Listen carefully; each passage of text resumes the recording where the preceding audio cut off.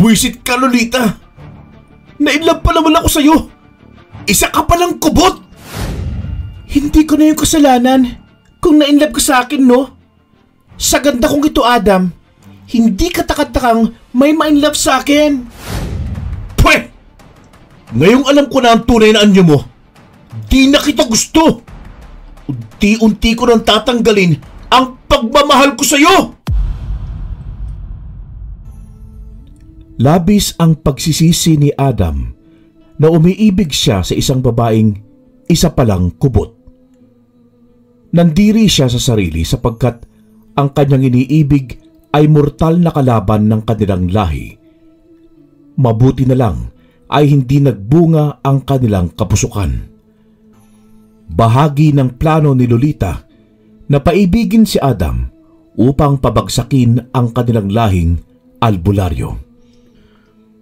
Matagal na ang alitan sa pagitan ng dalawang lahi. Kanya-kanya silang plano kung paano pabagsakin ng bawat isa. Isa sa mga binatang albularyo si Adam na nakabase sa Kabisayaan. Ilang siglo na nilang sinusubukan na palubugin ang lahing kubot dahil para sa kanila, ito ang lahi ng mga aswang na mahirap talunin. Taong 1956, ang unang malubhang digmaan na naganap sa pagitan nila. Sa kasalukuyang panahon naman, ay susubukang muli ng bagong henerasyon na palubugin ang mga kubot. Isa sa mga matapang na inaasahan si Adam sa kanilang lahi. Marami na siyang napataob ng mga itim na elemento at kung ano pang masamang mga nilalang. Tinagurian siyang pinakabatang albularyo sa kasaysayan dahil sa edad na 19 ay isa na siyang ganap na albularyo. Ngayong nasa 30 anyos mahigit na siya, ay mas lalong lumakas ang kanyang kaalaman. Kaya yun din ang dahilan kung kaya't siya ang unang pinagplanuhan na patumbahin ng mga kubot. Pero bigo sila dahil hindi nila akalain na matitiktikan ni Adam ang kanilang plano at tuluyang mapurnada. Ang buong akala nyo siguro, hindi ko matutuklasan yung plano nyo, ano? Muntik nang hindi. Mabutit na laman mo. Dahil kung hindi, baka isa ka ng malamig na bangkay ngayon, Adam. Masyado kayatang nabighani sa kagandahan ko. Asan yung maganda? Hoy, walang maganda sa'yo. Crush lang kita dahil maganda yung mata mo. Pero hindi ka maganda. Kunwari ka pa eh. Sa tuwing magkita tayo, halos hindi ako makahinga sa mga halik mo. Mabaho yung hininga mo. Tinitiis ko lang para sa plano. Ganon. Hiyang-hiya naman ako sa hininga mong amoy imburnal. Buhok mong matigas na akalain mo alambre. Tumatawa pa noon si Adam habang hinahawakan ng kanyang tiyan. Asar na asar naman si Lolita, pero hindi rin siya nawawalan ng pang-asar kay Adam. Kapwa hindi nagpapatalo ang mga ito. Imbis na magsagupaan, ay nagsiraan ang dalawa. Pangit! Mas pangit ka! Kung ganyan lang naman sasabihin mo, mas mabuti pang alis na lang ako. Pero sa susunod natin pagkikita, titiyakin kong papatayin na kita. Talaga ba? Baka susunod natin pagkikita, may love ka ulit. Asa ka? Managinip ka ng gising. Asar na umalis si Adam at ganon din naman si Lolita. Nadatnan ni Adam ang matandang albularyong si Kanor sa kuta nila na abala sa paggawa ng gamot. Padabog itong pumasok sa kubo at agad namang napansin ng matanda ang kanyang pagdadabog. Busta naman ang lakad mo, Adam. Mukhang mainit yung ulo mo, Yun nga, Lolo eh. Malas yung date ko. Bakit naman? Nag-iwalay ba kayo ng nobya mo?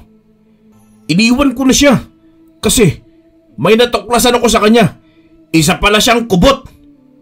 Ano? Isang kubot si Lolita!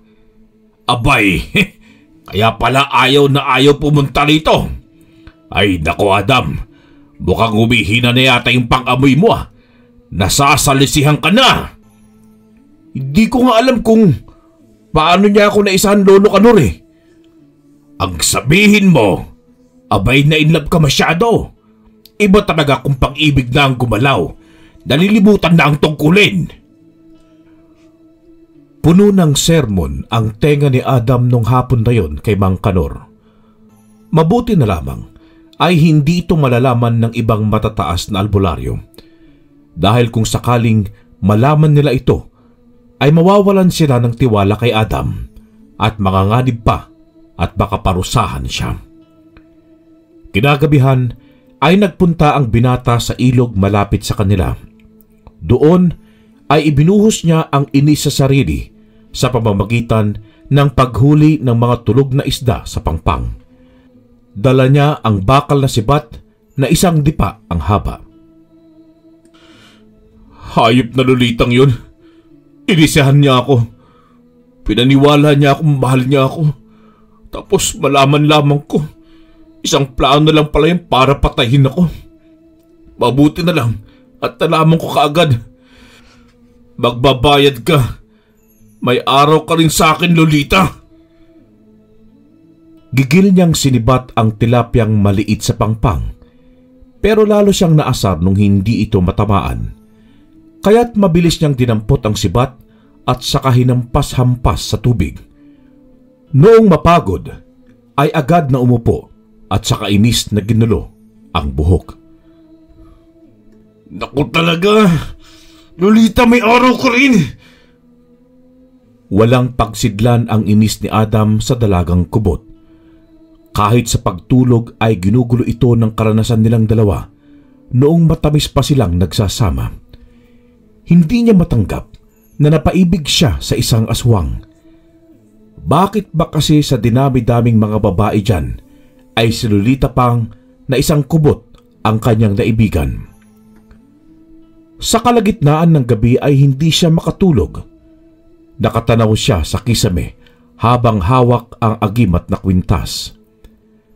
Napatanong na lang siya sa sarili na baka humina na ang kanyang agimat dahil hindi man lang niya naramdaman na isang kubot ang nasa paligid niya. Kaya kinabukasan ay maaga niyang dinala kay matandang Kanor ang kanyang agimat. Ay, patingin nga ng agimat mo. Kailan ba ito huling nabasbasan? Lolo, mga 1 taon na rin Lolo Kanor eh. Baka kulang na ito sa ritual at nagtatampo na itong agimat ko.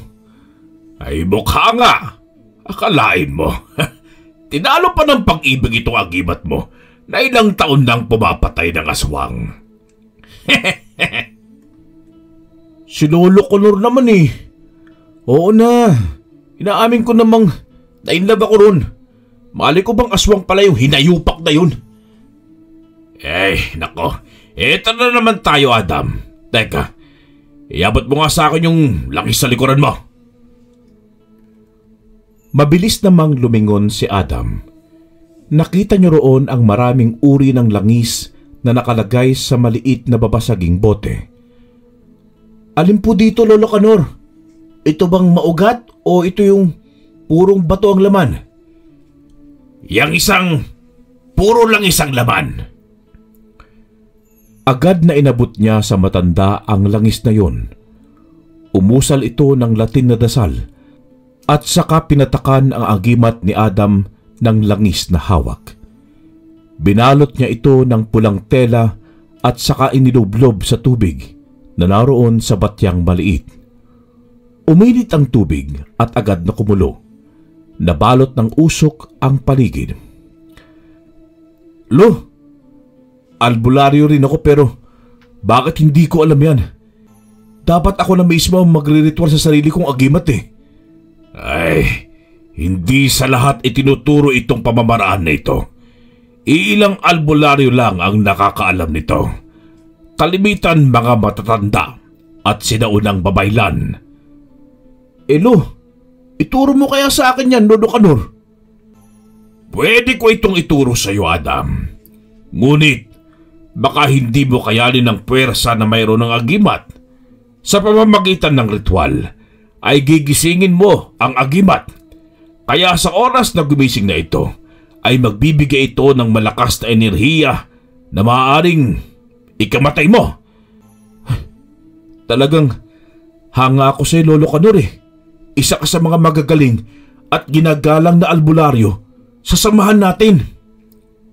Alam mo, Adam, kulang ka lang sa pagkaseryoso minsan. Pero kung lagi kang nagsasanay, baka higitan mo pa ako sa batang edad mong yan. May napatunayan ka na. Konting tulak na lang. Inaamin naman ng binata na hindi niya siniseryoso ang pagiging isang albularyo. Parati siyang wala sa pagpupulong. Ang inaatupag niya ay pangbababae. Kaya noong marinig niya yun sa matanda, ay tumatak yun sa kanyang isipan. Ayaw niyang maisahan pa ulit siya ng dalagang aswang na si Lolita. Hindi lamang espiritual na lakas ang sinasanay niya, kundi pati ang pisikal na kahusayan nito. Dahil sa gusto pa niyang maging malakas, ay dumayo pa ito sa ibang bayan para puntahan ang bundok kung saan may mga aswang na namumuhay. Mga lahing gabunan naman ang mga yon. Yuhu! Alam ko may tao rin sa loob! Tanghaling tapat siya nakarating sa isang maliit na pamayanan sa loob ng isang gubat. May iilang albularyo noon na nakapagsabi sa kanya na may mga aswang doon na namumuhay. Bilang pagsasanay, ay gusto ng binata na subukan ang lakas sa maraming aswang na mag-isa. Ilang segundo pa lang ay biglang bumukas ang pintuan ng maliit na kubo. Naghintay pa ng saglit si Adam at marahang lumabas ang isang lalaking maitim. Balbas sarado ito at namumula ang dalawang mata. Ang lakas ng loob mong sumugod dito, bata. Kung ganon, kilala mo pala ako, Manong Aswang. Matunog ang kwento tungkol sa iyo. Adam ang pangalan mo, tama? At ikaw rin ang tinaguriang pinakabatang albularyo. Pumalakpak naman si Adam na tila hanga sa aswang, pero agad itong tumawa ng malakas, ngunit nagulat siyang sinabayan siya ng aswang na tumawa. Tama ka nga! Grabe! Sikat pala ako dito sa lahi ninyo. Di ka ba kinakabahan na nasa harapan mo ng pinakabatang albularyo?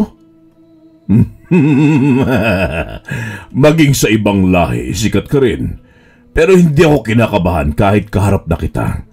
Gaya ng sinasabi nila, bata ka lang. Kumbaga sa bunga, hindi ka pa hinog.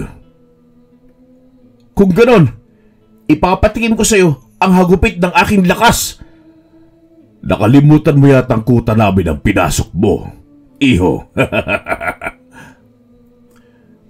Marahang nagsibukasan ang mga pinto at bintana ng mga kubo at lumabas ang mga aswang sa loob. Napangiti na lamang ang binata dahil inaasahan na niya yon. Kampante ito dahil bagong ritual ang kanyang agimat. Ha? Inaasahan ko na yan. Mukhang kumonti yata kayo ah. Noong lumingon siya ay nakita niya sa mga sanga ng mga malalaking puno ang mga nakadapong mga naglalaway na mga aswang. Nagulat siya, pero nasabik na rin dahil mukhang pagpapawisan siya ng husto. Bago ka pa nakapasok sa gubat na ito, alam na naming dito ka pupunta. Maraming pakalat-kalat na aswang sa labas na nakikihalubilo sa mga tao. Sus, alam ko na yan, Manong Lucio. At paano mo naman nalaman ang pangalan ko? Abay, marami din akong pakalat-kalat ang mga kaibigan dyan at nagpapanggap na simpleng tao. Kaya hindi malabong malalaman niya ang pangalan mo at makarating sa akin. Ganun ba? Sige, atakihin siya! Mabilis na bumubulusok pasugod ang mga aswang. na kanina'y nasa sanga ng mga punong kahoy. Ngunit sa bilis ng binatang Adam ay ni isang aswang ay walang nakatama sa kanya. Humalakhak pa ito ng malakas na tila ba iniinsulto ang mga gabunan. Sa inis ng mga ito ay muli nilang sinugod si Adam. Ngumiti lamang ang binata sabay kumpas ng kanyang kamay sa hangin. Sa hindi malamang dahilan ay nagsilaglagan ang mga naunang sumugod na aswang na animoy isang tuyong dahon ng puno. Napalunok ng laway si Lucio sa kanitatayuan habang inaabot ng isip niya kung paanong nagawa yon ng binata sa kanyang mga alagad. Simple pa lang yan, Manong Lucio. Sabihin na nating 30% pa lang yon ng lakas ko. Bukod sa agimat mong suot, paano mo nagawa yon samantalang isa ka ng batang albularyo? Bakit? Kinakabahan ka na ba, Manong Aswang? Kaya ako naging batang albularyo dahil sa hindi may paliwanag na kapangyarihan ko. Nakakatawa ka, bata. Marami ka pang kakaining alikabok. Alikabok? Ikaw, marami ka pang kakaining asin.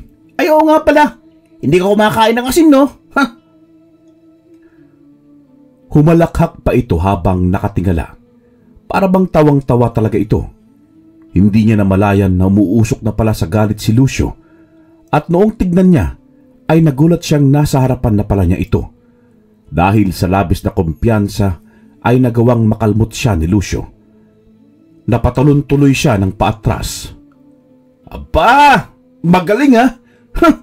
Naisahan mo ako nun Sa digmaan, huwag kang masyadong kampante sa iyong sarili, lalong-lalo na kung kaharap mo ang iyong kalaban. Nakatama ka lang ng isa, marami ka nang sinasabi. Huwag kang mag-alala, mauulit pa yon. Masa ka pa! Dinukot ng binata ang halamang gamot sa kanyang bulsa at saka nilukot ito sa kamay. Pagkatapos ay ipiniga niya ito sa braso kung saan siya kinalmot ng aswang. Abay, may baon ka pang halamang gamot. Hindi na ba gumagana yung agimat mo? Hindi mo ba nakita kung paano ko pabagsakin ng mga alagad mo? At tignan mo tong kalmot mo. Humihilom na. Isa sa kapangyarihan na agimat ito. Ang halamang gamot na ipiniga ko rito ay gamot para sa marami mong kuko. Mahirap na. Baka magka-tetanus ako. Ha? Umaandar na naman ang pagkaloko-loko niya. Isa ito sa mga taktika niya upang asarin ang mga kalaban nang sa ganoon ay makahanap siya ng pagkakataong umatake. Sa paraan kasing yun ay nawawala sa konsentrasyon ng kalaban dahilan para madali niyang matalo ito. Masyado ka namang komedyante, bata. Hayaan mo sa susunod bago kita kalmutin. Magpapamanicure muna ako! Kung yun, ay may susunod pa, Manong Aswang! Patawa-tawa pa ito habang naglalakad palapit kay Lucio. Pero noong ilang dipa na lang ang agwat nito sa gabunan, ay muling sumenyas ang kalaban sa mga alagad nito. Sugurin siya! Patayin niyo! Mariin na utos nito sa mga alagad. Mabilis namang nagsilundagan na parang mga palaka ang mga gabunan pasugod sa binata. Nakangiting sinalubong naman sila ni Adam at saka binalibag ng walang kahirap-hirap. Mahigit 10 gabunan ang sumugod sa kanya na kahit isa ay walang nakatama sa kanya. Nang mapabagsak niya ang lahat ng yun, ay pinagpagan pa niya ang sarili habang ngumingiti. Ngunit nanlaki ang mata niya noong hindi na niya matagpuan si Lucio sa paligid. Sakalang niya naisip na tumakas na pala ito. Pambihirang gabunan yun. Sobrang duwag. Tinakasan ako. Di pa nga ako pinagpapawisan eh. Hay nako. Pakauwi na nga. Sayang na punta ko rito Hindi na nga nagtagal ang binata. Agad din naman itong bumaba sa bundok. Umuwi itong dismayado. Dahil para sa kanya ay hindi naging sapat ang ensayo niya sa mga gabunan. Si Lucio na lang sana ang malakas-lakas doon na kalaban, pero bigla namang tumakas, kaya napakamot siya ng ulo habang papasok ng kubo. Nandoon naman ang matandang albularyong si Canor na gumagawa ng langis na galing sa mga halamang gamot. Bakit mukhang hindi maipintay ang mukha mo, Adam? Bigo ka na naman ba sa pag-ibig? O hindi kaya'y isang kubot na naman ang gugustuhan mo? Hindi po, Lolo. Pambihira naman kayo. Hindi tungkol doon. Saan naman pala? Sinabi naman niya sa matanda ang lahat na nangyari.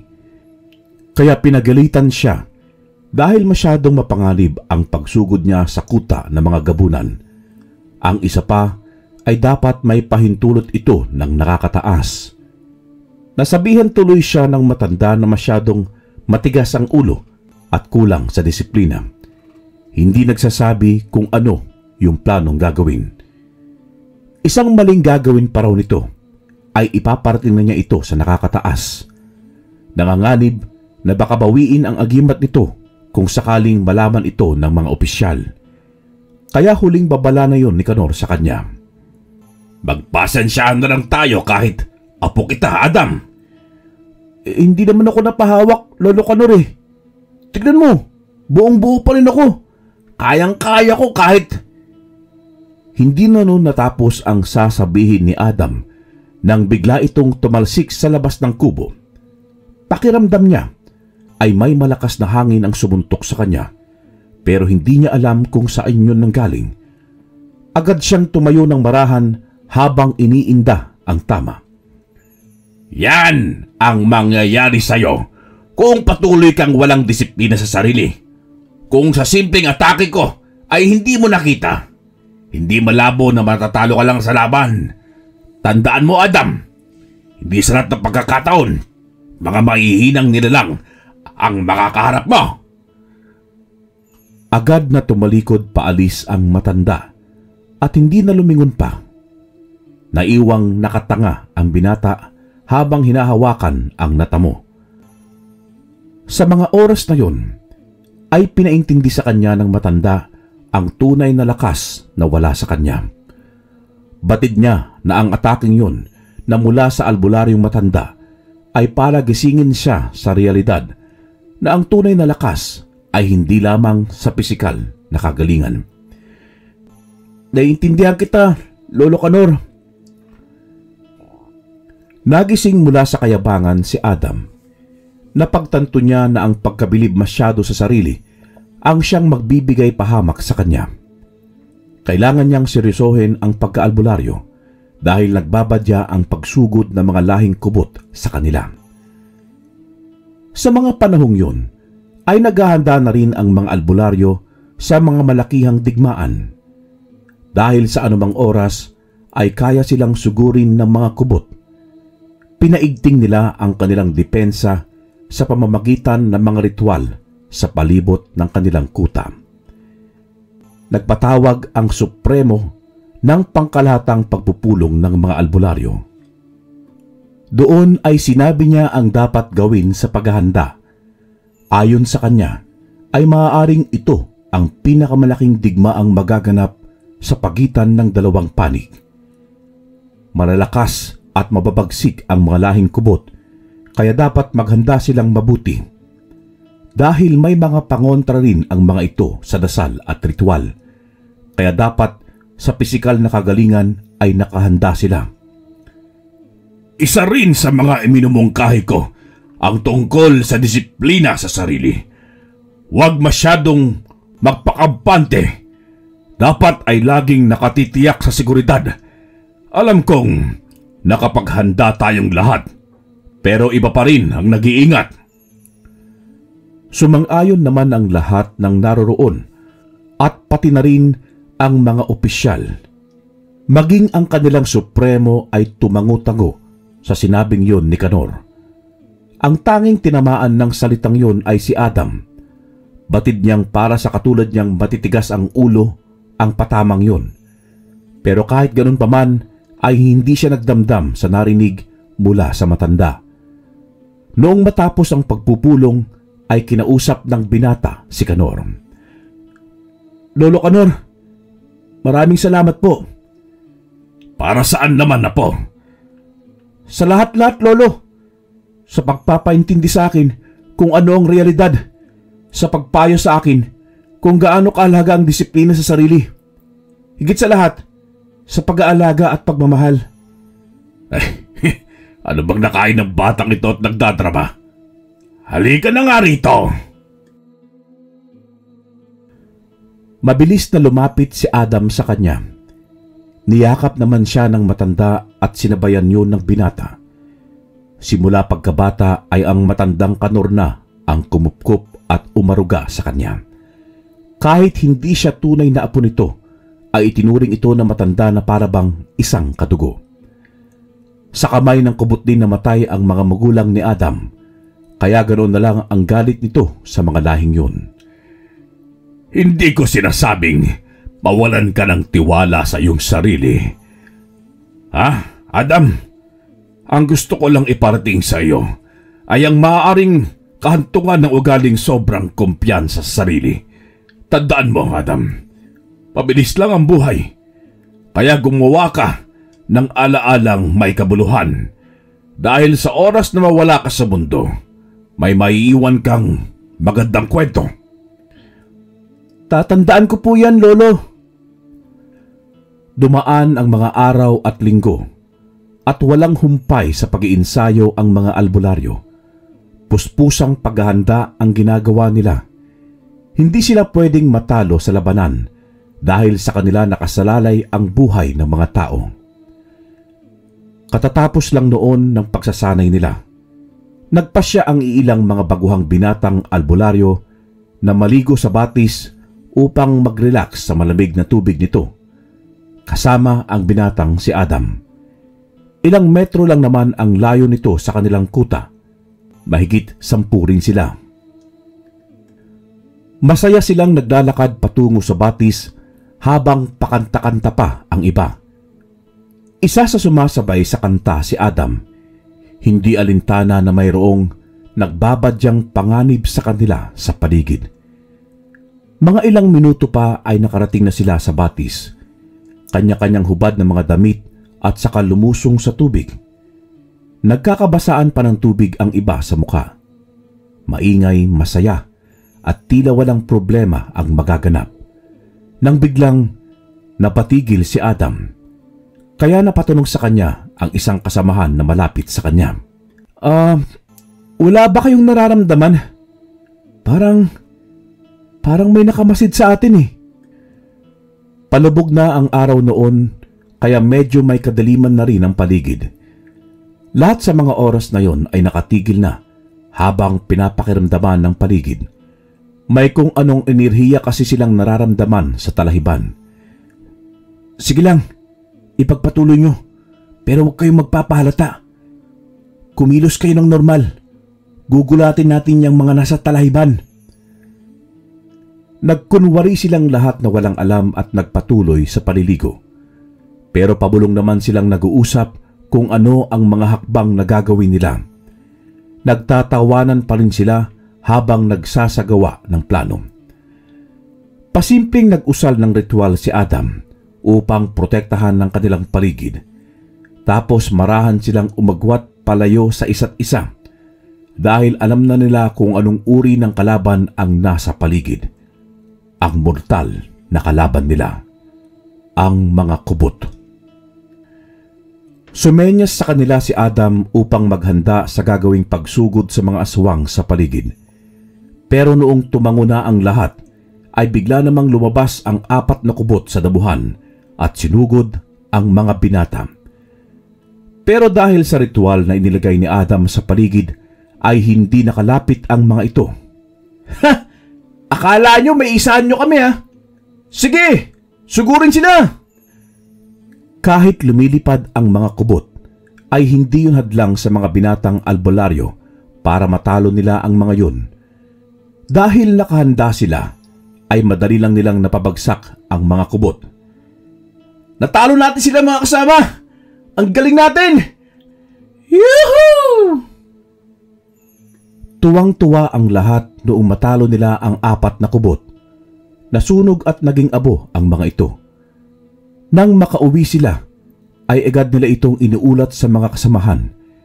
Iba yung pag-iingat ang ipinayo sa kanila ng Supremo dahil nag-uumpisa na ang kubot sa paggalaw. Masasabi kong nakahanda na nga tayo sa digmaan. Adam, magaling ang pinakita ninyo. Malaki ang tsansa nating manalo. Kahit hindi pa man tuluyang nananalo sa labanan, ay nagdiwang ang mga ito kahit papaano. May kumpiyansa sa sarili, pero nandoon pa rin ang pag-iingat. Malamig noon ang gabi. Maingay ang lahat sa pagsasalong nagaganap sa kanilang kuta. May kaunting inuman ding nagaganap. May naggigitara habang sinasabayan ng kanta. Hindi nila mapigilang mapaintak sa sayaw. Puno ng kasiyahan ang gabing yon na tila hindi alintana ang giyerang magaganap. Oh, Adam! Bakit hindi ka tumatagay? Dapat magsaya ka ngayon. Iyan nga po, Lolo Conor eh. Pero ewan ko, parang pakiramdam ko may magaganap na hindi maganda ngayong gabi. Biglang napatigil ang matanda at saka simeryoso ng muka. Agad niyang inikot ang paningin sa paligid. Maingay ang mga kasamahan habang nagkakantahan, pero hindi niya gusto ang masyadong katahimikan ng mga punong umiikot sa kanilang kuta. Masyadong tahimik at parang may nagkukubli sa mga madilim na sulok nito. Maghanda ka, Adam. Parang may mali nga sa kagubatan. Masyadong tahimik. Anong ibig mo sabihin, Lolo? Tama ang pakiramdam mo. Parang may hindi magandang magaganap. Kailangan nating abisuhan ng iba, pero huwag kang masyadong magpahalata. Masusunod po, Lolo Conor. Ayaw naman nilang patigilin ang mga kasamahang nagkakasiyahan dahil hindi pa naman sila sigurado. Patuloy lang silang nakiramdam sa paligid. Hanggang sa makarinig si Adam ng kakaibang tunog mula sa loob ng gubat. Bakit, Adam? May naririnig akong ingay sa loob, Lolo Conor. Parang nagsisili, parang nilalang. At papunta sila sa kinaroroonan natin. Kumilos na ang lahat at maghanda! May mga kalaban! Yun ang nagpatigil sa lahat sa isang sigaw ng matandang Conor. Agad nagkilusan ang lahat, sabay kuha ng kanilang mga sandata. Ngunit nariyan na ang mga kubot na nagsisiliparan na handa na silang dagitin. Hindi pa nga sila tuluyang nakakakuha ng mga sandata ay nadadagit na sila ng mga kubot at hinuhulog. Ang iba naman ay mga languna sa alak kaya hindi sila makalaban. Napatulala na lamang si Adam habang pinagmamasdan ang mga kasamahang unti-unting namamatay. Adam! Ano bang nangyayari sa'yo? Gumalaw ka na! Tila bingi ang binata na walang naririnig sa mga ingay na nagaganap sa paligid. Inaatake na sila ng mga kubot na hindi bababa sa 30. Pero si Adam ay patuloy lang natulala sa kinatatayuan hanggang sa tinangay siya ng isang kubot. Noong nasa itaas na sila ay doon na lumbalik ang diwa niya. Agad niyang binunot ang punyal sa gilid niya at saka buong puwersang itinarak sa kubot na tumangay sa kanya. Noong mahulog sa lupa ay hindi man lang nasaktan. Agad na umilaw ang suot nitong agimat at saka nagbigay ng sobrang nakasisilaw na liwanag. Ang ibang kubot na nasa paligid ay natunaw na parang isang tingga noong masunog sa liwanag na nagmumula sa suot nitong agimat. Ang matandang Conor ay walang sawang pinagsisibat ang mga kubot kasama ang mga iba pang nakahandang albularyo. Hindi niya akalain na sa gabing yun ay magaganap ang matagal na nilang pinaghahandaang digmaan. Ayos lang ba kayo mga kasama? Naisahan tayo ng mga pesting mga kubot! Nag-usal ng isang orasyon ng Supremo ng mga albularyo, dagdag proteksyon sa mga kasamahan. Sa pamamagitan ng orasyon na yon ay mahirapang tangayin ang kasamahan nito ng mga kubot. Magbabayad kayo! Magbabayad kayo mga aswang! Paulit-ulit na sinasabi yon ng binata dahil sa mga kasamahang namamatay. Sinadya ng mga kubot ang pag-ataking yon. Alam nilang magsasaya ang mga albularyo sa kanilang pagkapaslang laban sa 4 na mga kubot. Kaya't kinuha nila ang pagkakataong yun para atakihin ang mga albularyo. Alam nilang sa gabing yun ay hihina ang depensa ng mga albularyo. Mabilis na inatake ni Adam at ang iba pa ang mga kubot. Sinusubukan naman ng iilan na gamutin ang mga sugatang albularyo. Talagang dehado sila sa mga oras na yon dahil hindi sila nakapaghanda. At ang isa pa'y nakainom ang mga ilang mga albularyo at walang kamalay-malay na atake nga ang mga kubot. Mabuti na nga lang noon ay naamoy ni Adam na may paparating na panganib. Kahit papaano ay nakapaghanda ang iilan. Dahil kung wala ay marahil ay maraming nalagas sa kabilang panig. Kumusta? Dati kong kasintahan. Muli ka naming naisahan. Patawa-tawa pang pangungutya ni Lolita sa binatang si Adam.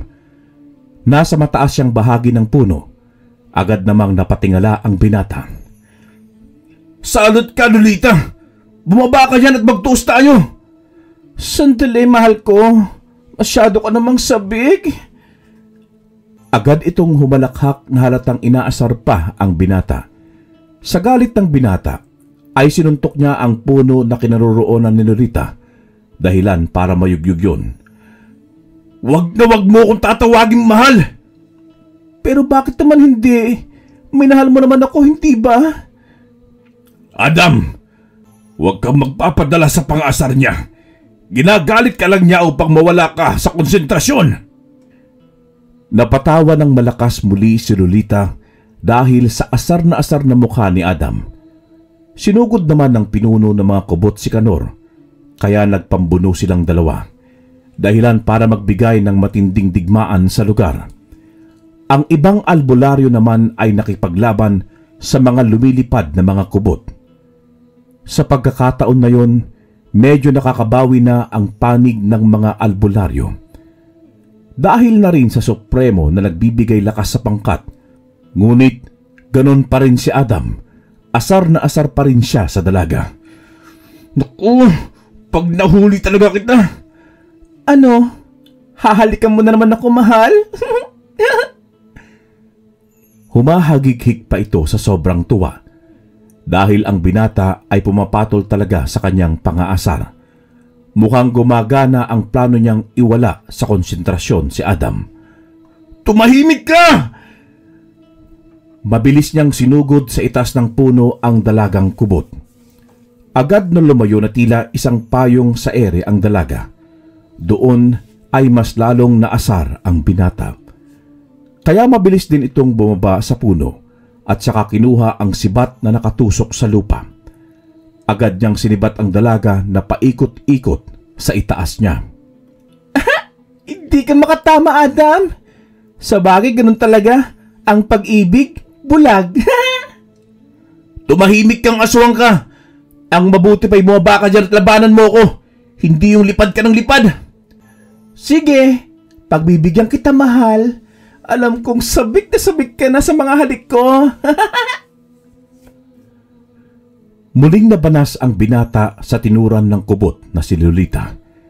Kaya hindi niya napansin ang mabilis na pagbulusok nito.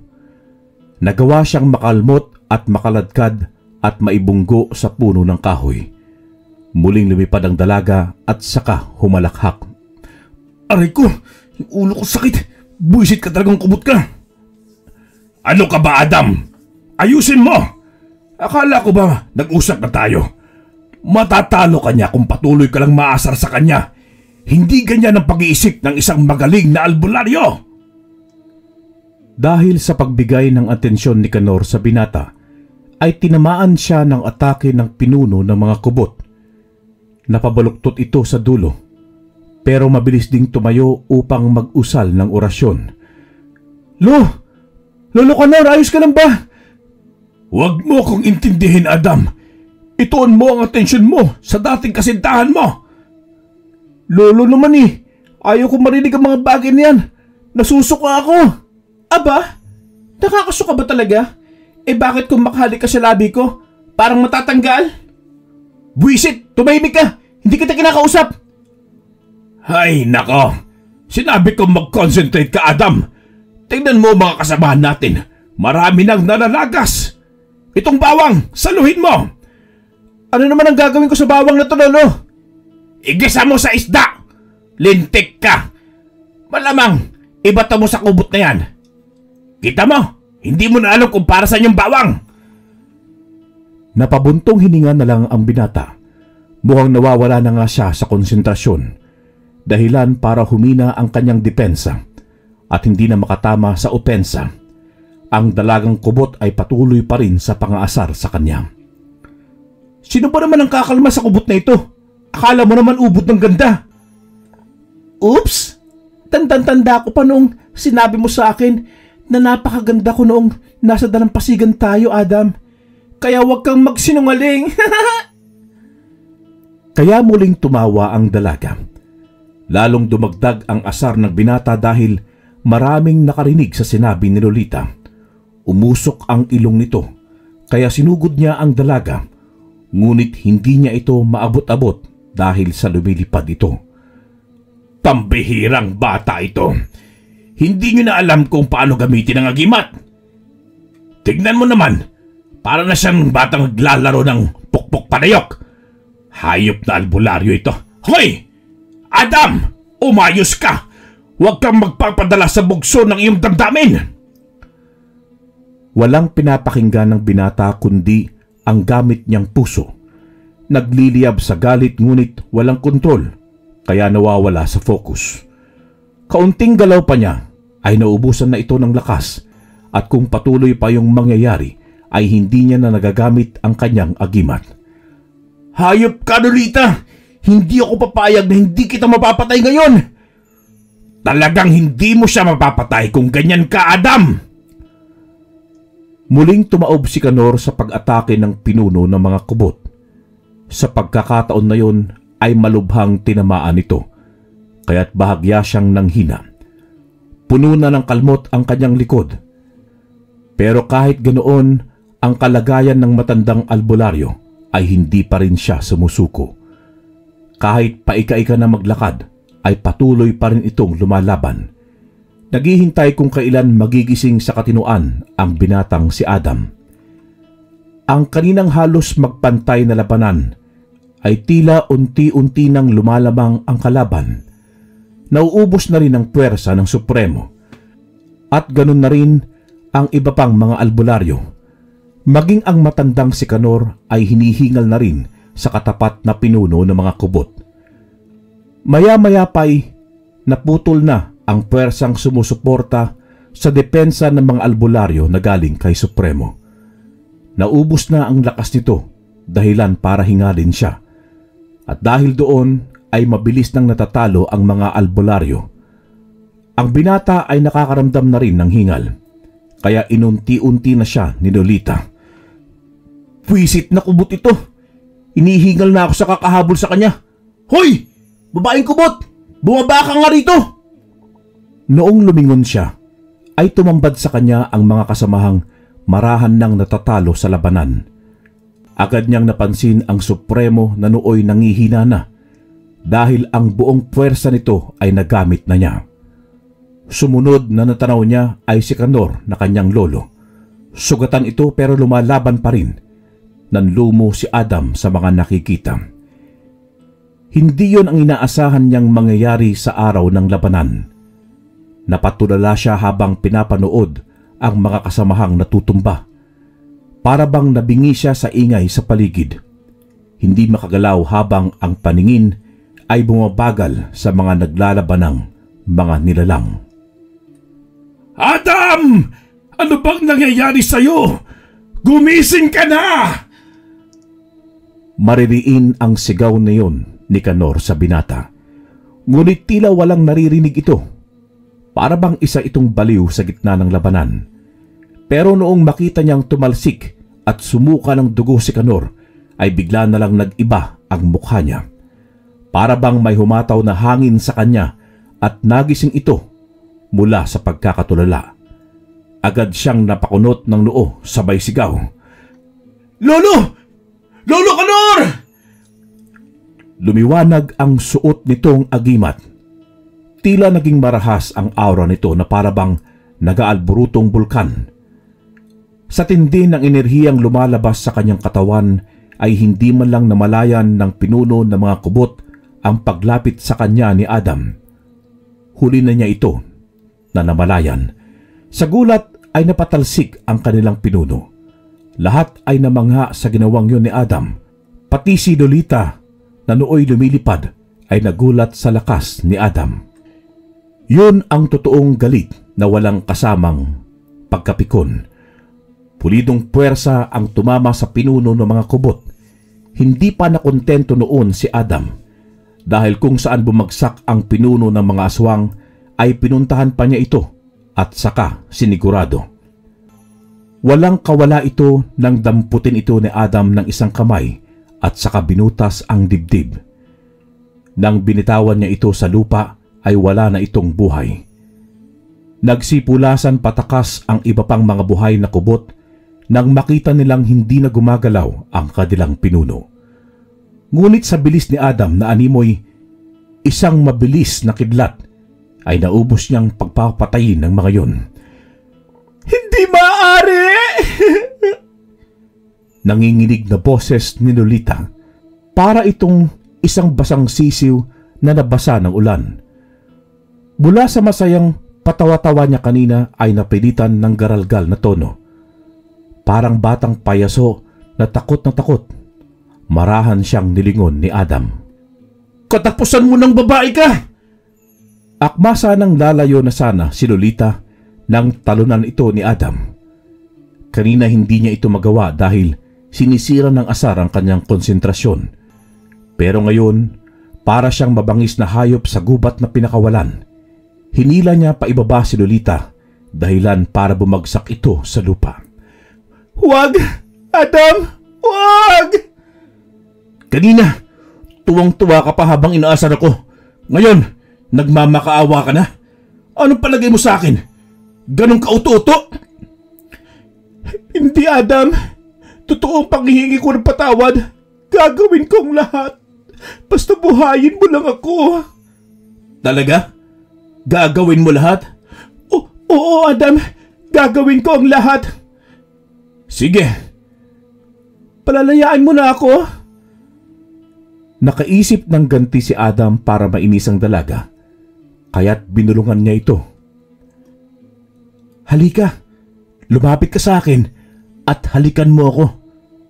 Ha? Sa gulat ng dalaga sa sinabi ng binata ay napalunok ito ng laway. Wala siyang magagawa kundi ang lumapit sa binata at saka inilapit ang mukha sa binata. Nanginginig pa itong humalik sa kanyang pisngi. Sandali. Teka, sandali lang ha. Sinabi ko bang sa pisngi? Saan naman? Utal pa na pagkakasabi ni Lolita sa kanya. Agad namang itinuro ng binata ang bibig nito at saka ngumuso pa. Dito, sa labi ko. Bakit? Hindi mo ba ito namimiss? Nahihiyaman ito ay ginawa niya kapalit ng ipinangakong buhay ni Adam sa kanya. Pumikit pa noon ang binata habang marahang inilalapit ni Lolita ang labi sa nakangusong bibig ni Adam. Pero noong malapit na itong lumapat ay biglang dumilat si Adam. Teka, masyado kang uto-uto eh. O tapos mo akong isahan at pagurin kanina. Umaasa ka bang bubuhayin pa kita? Ha? Anong ibig mo sabihin? Ano pa nga ba? E di kagaya ng sinabi ko kanina, napapatayin kita. Sasagot pa sana ang dalagang kubot, pero agad na itong sinakal ni Adam at saka piniga ang liig. Lumabas ang dugo sa mata at bibig nito, pati sa ilong. Para itong nalantang gulay sa natamo sa binata. Ambisyosang kubot. Akala niya siguro may isa niya pa ako. Pwe! Natuto na to, Itzoy! Pero pagkatapos noon, ay agad din naman siyang nanlumo sa mga kasamahang nakahandusay at sugatan. Una niyang pinuntahan si Kanor na noon ay nakasandal sa malaking tumbang puno. Lolo Kanor! Nangihina ang matanda noong lapitan niya. Pero ang sabi ni Kanor ay ayos lang daw ito at huwag nang mag-alala.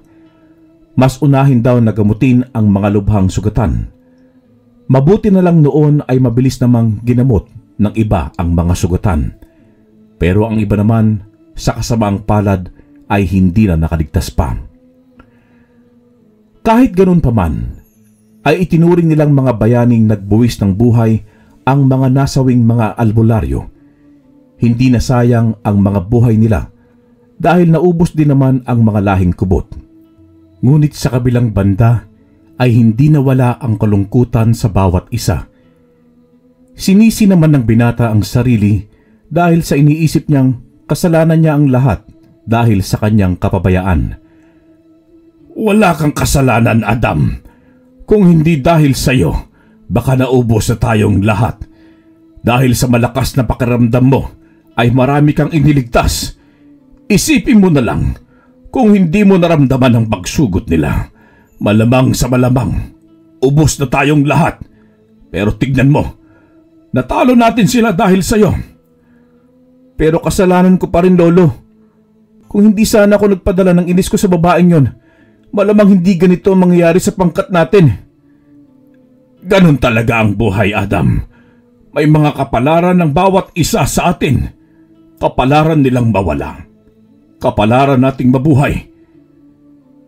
Napayakap na lamang si Adam sa matanda habang umiiyak.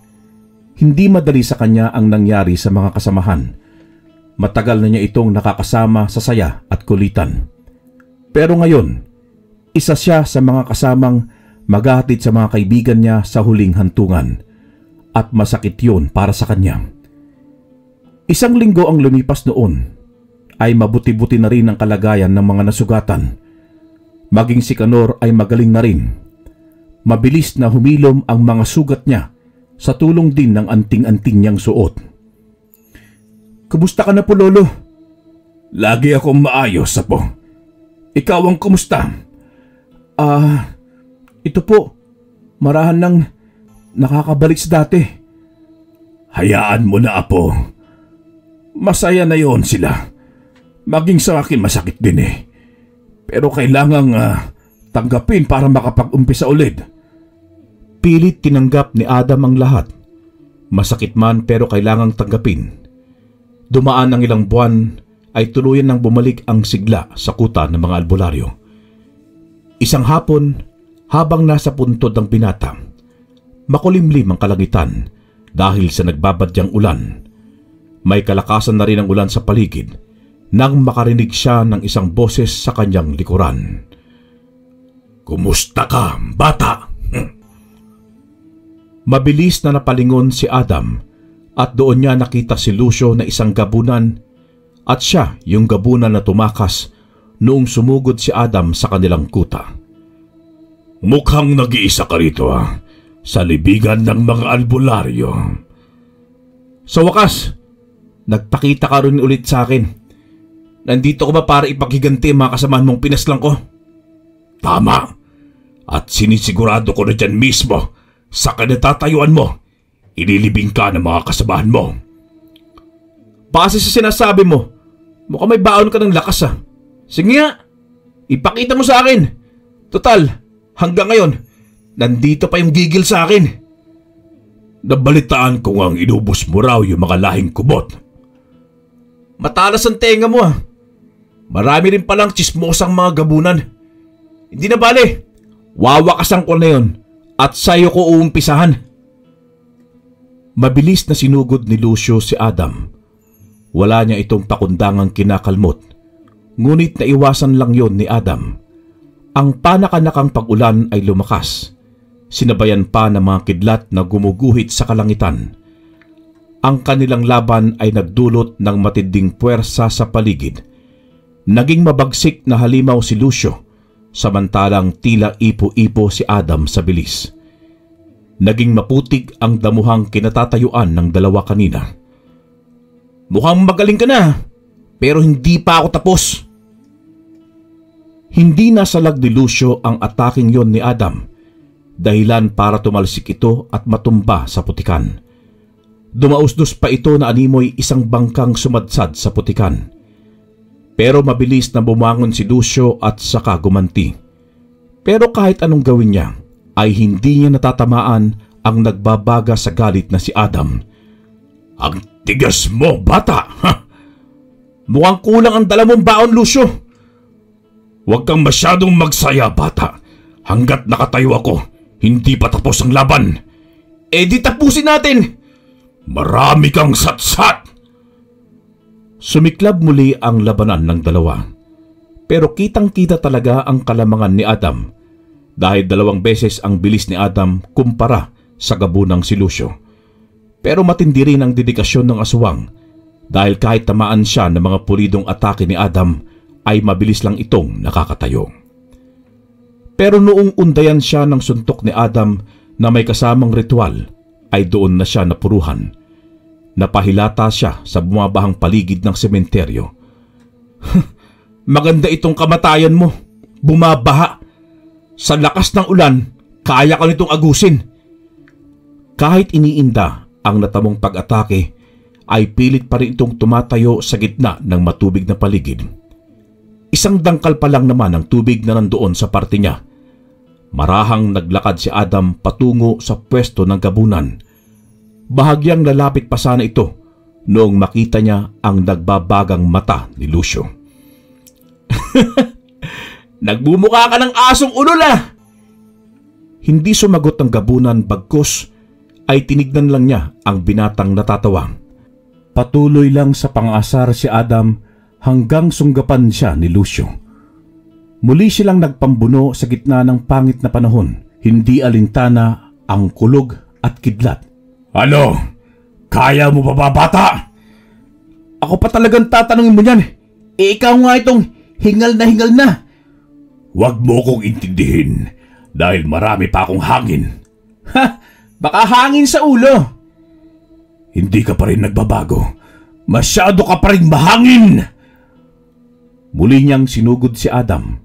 Sa pagkakataon na yun ay nadaplisan ito ng kalmot sa pisngi. Pero imbis na mainis si Adam ay natawa pa ito dahil unang beses daw siyang matamaan ng gabunan. Ha! Matalas din naman pala yung kuko mo eh. Akala ko mapurol dahil kanina pa ako hindi nasusugatan. Kanino ko pa nga gustong itanong sa'yo eh. Kung may bala ka ba bang tamaan ako? Masyado kang mayabang. Pinagarian na ng utak mo ng kayabangan. Ha? Mali! Mayabang ako. Pero ngayon nakokontrol ko na. At kaya kitang tapusin kahit nagyayabang pa ako dito hanggang umaga. Eh ano pang hinihintay mo? Tapusin mo na! Sabi mo eh! Pumikit si Adam at muling nag-usal ng ritual. Sa pagkakataon na yon ay titiyakin na niyang matatapos na niya si Lucio na isang gabunan. Mabilis na bumulusok ang binata pasugod sa pwesto ni Lucio. Kasabay ng malakas na kidlat ay bumutas ang dibdib ng gabunan. Napaluhod itong bumagsak sa matubig na kinatatayuan. Marahang humandusay at hindi na muling nakagalaw pa. Akala ko ba ako yung ililibing mo dito? Pero tignan mo, ikaw naman ngayon. Ikaw itong nakahiga sa pwesto ko kanina. Pero alam mo, hindi ka bagay ilibing sa mga puntod ng mga bayani. Ang bagay sa'yo, sunugin. Pero dahil wala akong dalang posporo, tutunawin na lang kita ng parang isang lupa. Ang tubig ko lang ang bahala sa'yo kung saan kanya aagusin. Hinawakan niya ang ulo ng patay na gabunan. Umilaw nang nakakasilaw ang agimat niya at ang puwersang naroroon ay gumapang papunta sa kamay ni Adam na nooy nakapatong sa ulo ng gabunan. Yun ang tumunaw sa aswang hanggang sa maging abo ito at kumalat sa tubig paagos sa kawalan. Ay, natapos din ang laban. Ang walang katapusang laban. Makakapagpahinga na siguro ako. At kung sino mang pang may balak na makipaglaban sa akin, lumabas na kayo! Lubos-lubusin na ninyo! Nang sa ganun, makapagpahinga na ako. Isang buwan na kaya ako hindi nakakatulog. Maya-maya pa'y may naramdaman siyang mga yabag sa tubigan sa kanyang likuran. Malakas ang enerhiyang nakabalot sa kanya. Doon niya naisip na baka may aswang pang gustong makipaglaban sa kanya. Kaya mabilis niya itong nilingon at saka sinuntok ng malakas. Sapol sa mukha ang nilalang na yun. Tumalsik pa ang payong na dala nito. Lolo? Lolo Kanor? Naku, pasensya na po kayo. Akala ko po kasi kalaban eh. Bakit po kasi nakatayo kayo riyan? Ay, sige, tayo na po. Sandali, tutulungan kita. Pambihira ka, Adam. Natanggal yata itong ilong ko sa likas ng suntok mo. Masyado ka namang nervyoso eh. Pasensya na po, Lo. Ano po ba kasing ginagawa mo rito? Ano pa nga ba? Di susunduin ka. Nakalimutan mo yatang may pagpupulong tayong magaganap ngayon. Kanina ka pa hinahanap ng Supremo. Naku, oo nga pala. Tara na po. Ito po yung payong mo. Hawak-hawak ng matanda ang ilong nitong halos mapango sa suntok ni Adam. Bitbit naman niya sa kabila ang payong. Sa pagpupulong ay pinangaralan ng mga opisyalis si Adam. Sa kanya napunta ang pinakamataas na parangal noong panahong yun. Malungkot man ang mga nagdaang buwan dahil sa mga nasawi, pero inalay niya ang parangal sa mga albularyong nagbuwis ng sarili nilang buhay. Wakas.